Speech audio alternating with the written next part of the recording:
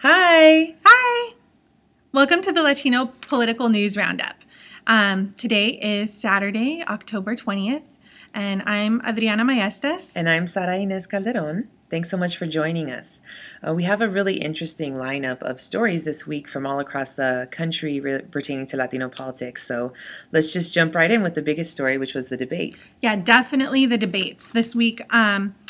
So basically the takeaway regarding the debates this week was that President Obama came out with being the decisive winner, and he was much more aggressive. Yeah. And Mitt Romney also gave the Democrats a lot of ammo with the binders full of women comment. The binders full of women comment was exactly. like an instant meme. That's right. And basically what that did is it put the spotlight back on the war on women.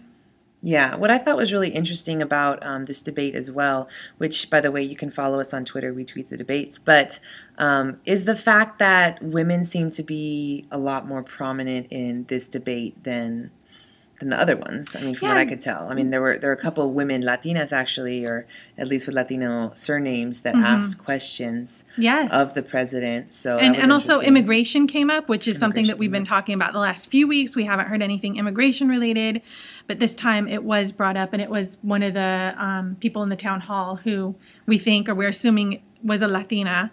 Lorraine. Lorraine. Not Lorena. Lorraine. So the interesting thing about that is that President Obama was trying to, come across as having sort of the upper hand on immigration. And if you've sort of been following immigration politics in the U.S. for the past 3-4 years, almost 4 years since he's been in office, that really hasn't been the case. Not been the case at all. No, because President Obama has set records for deportation. He's deported over 1 million people.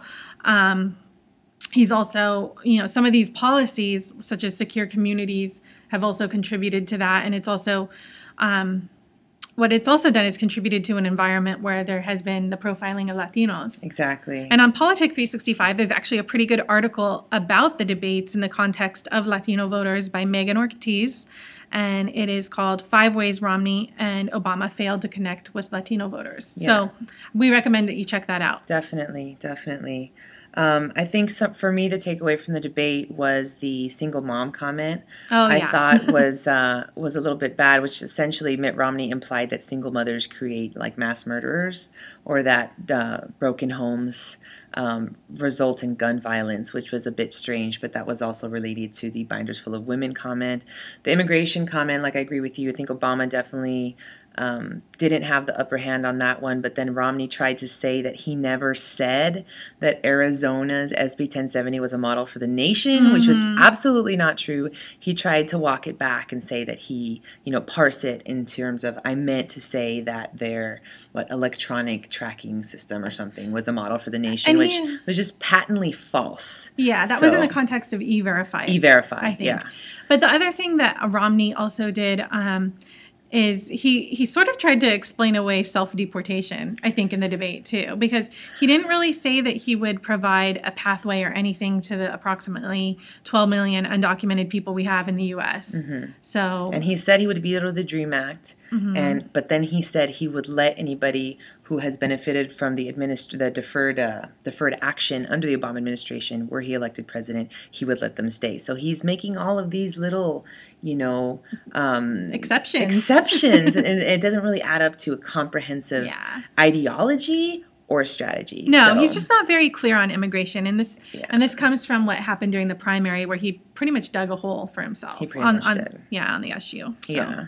So speaking about Arizona, we had some really interesting things happen in the Arizona Senate race, which, if you recall, there's an independent, Richard Carmona, a Puerto Rican from New York, former Surgeon General under President Bush. George W. Bush, who got, as we spoke in last week, in our show last week, basically was hit with an attack ad from Jeff Flake, congressman from Arizona, in which a woman claimed that Carmona had anger issues and basically trouble with women. Carmona came back with an ad with a woman, giving him props for being awesome.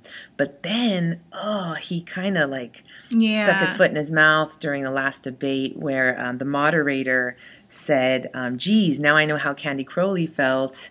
And Carmona replied, "You're prettier than her." Now, Carmona has apologized for the remark, and but he's getting hit even harder now on this women issue, which is unfortunate. He just didn't even need to say that. He didn't need to say that. I mean, I didn't think that the women vote was such a big deal in this race, but now, you know, the Republicans and I think some PACs are kind of like hitting him back even more on the same issue. They're kind of like tightening the screw a little bit, which is unfortunate because I think the debates had been kind of, in Arizona, the debates hadn't really been that contentious.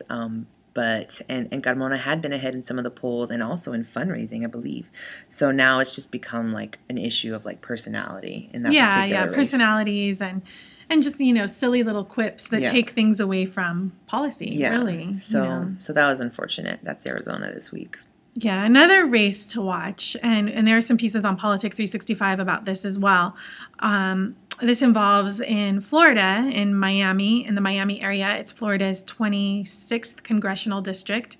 There's a possibility of sending the first Cuban-American Democrat to Congress. That's interesting. And that would be Joe Garcia, who has run for Congress a few times before, actually 2 other times. And he's trying to unseat incumbent Congressman David Rivera, who is under multiple investigations. Multiple investigations. So there's some competing polling in this one, but there is one that shows Garcia ahead by almost 12 points. Wow. And he's leading Rivera in fundraising as well. And the news with this race is that apparently the GOP, they're already plotting on how they can win this seat back in 2014. 2014. Yeah, if Joe Garcia gets in. Wow. And one of the people that they're suggesting is Jeb Bush Jr. Wow. Yeah, that would be interesting. There are 2 pieces on Politic 365 to take a look at regarding this. One of them is titled, Will Garcia Become Miami's First Cuban-American Democrat in Congress?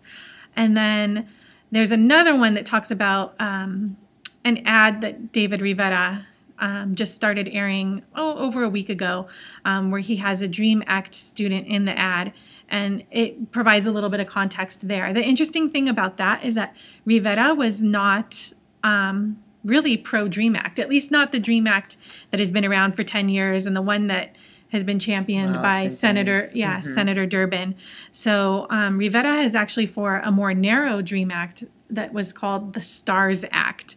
And that is detailed in the piece. But anyway, you'll want to check it out. Yeah, the piece is called Amid Investigations, Representative Rivera Parades DREAM Act Student and Campaign Ad. So that's on Politic 365 as well. Interesting. Yeah. Wow. Well, that'll be really interesting to see how that works out, because that would definitely change the whole dynamic in Florida. It would, and it would be interesting to see if Garcia wins, how much support he might have, you know, in 2 years from now. From like a traditional Republican community there in Florida, Latino community. That's really interesting. Very interesting. Well, and, you know, there's other changes happening, you know, elsewhere in the country with regard to Latino politics. I mean, I think, you know, we were talking about this earlier. One of the really interesting surprises is the race in California between Raul Ruiz and Mary Bono Mack. Definitely. It's, I guess this Cook Political Report has called it a toss-up. So, you know, Mary Bono Mack, as you recall, she's been a congresswoman for a while, ever since Sonny Bono died. She took over for him out in the Palm Springs area, for those who are not familiar with the Imperial Valley. But it's really interesting because he kind of came from behind. I don't think anybody really expected him to win. And I interviewed him earlier this year, and he was, you know, kind of talking about it as like, we're going to fight as if we're a fight, you know, and now he's, you know, he's even with her, and it's gotten so close that she's had to dig up some dirt from the 90s. When apparently he was a student at Harvard. When he was a student at Harvard to try to attack him, because he also out-fundraised her in the last quarter by $156,000. I mean, that's substantial. That's substantial. Between the two of them, there's been more than $3 million raised. So that's not like a little bit of money. I mean, especially considering that she's like an incumbent, or she's not maybe an incumbent in this district, but she's been in Congress. Yeah, she's been in Congress for a long time. So she's got the connections. So I guess basically kind of the dirt, you know, and it's actually very tricky because this part of the country of California also has Indian casinos is part of the and it's economy. A big money maker in Palm Springs. Big money maker in Palm Springs. So essentially, Raul Ruiz is being called out by the Bono Mack campaign for having read a letter from the EZLN in Chiapas, Mexico, in support of Leonard Peltier, who, as you may or may not know, is kind of like a celebrated political prisoner, I guess. Native American political prisoner. So then the Tribal Alliance of Sovereign Indian Nations sent a letter to Bono Mac condemning her for attacking him on the basis that he stood with tribal people to protest the deplorable historic treatment of American Indians. I think the upshot is here, because the race is so close, Mary Bono Mac is resorting to kind of like scare tactics, and it's kind of a thin line, racial, discomfort, let's say, to be fair. So I don't know, I'm not sure that's going to really work for her, considering that both, obviously the Latino vote in this district is helping Ruiz's numbers, and also the fact that the Native American community there has clout, especially when it comes to the economy. So yeah, and too, they, I think, they take exception to really what she said, and, and her doing pretty this. Insensitive. Yeah. So there was another piece that was on Politic 365 this week that was pretty interesting, and this is just to sort of bring things back to the role of religion in the Latino vote.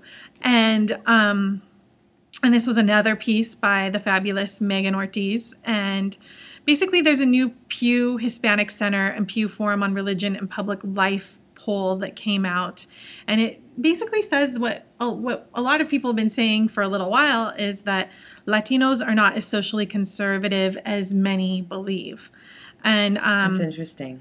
And she provides a little, in Megan's piece, she provides a little bit of data that came from the poll and talks about support for gay and lesbian rights and gay marriage, and then she talks a little bit about abortion and contraception, which is something we touched upon in our show last week. Exactly. Interesting. That's happening in South Texas right now. Yeah.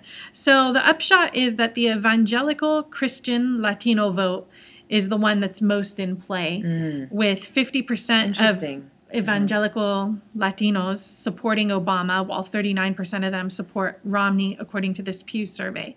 So that's something to keep in mind, because the Latino community is obviously, they're more than Catholic, and, there are a lot of people that are probably not so religious, but, this notion that we are very devout and conservative, and vote based on those religious values. Based on the religious values really isn't accurate. What the data says. It's not accurate. Yeah. That's really interesting. Exactly. So that's a piece on Politic 365. It's called, check that out. Yeah, The Role of Religion in the Latino Vote.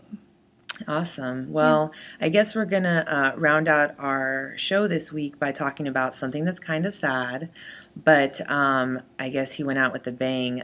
The first Latino elected to the state Senate from Harris County, which is the Houston area, died.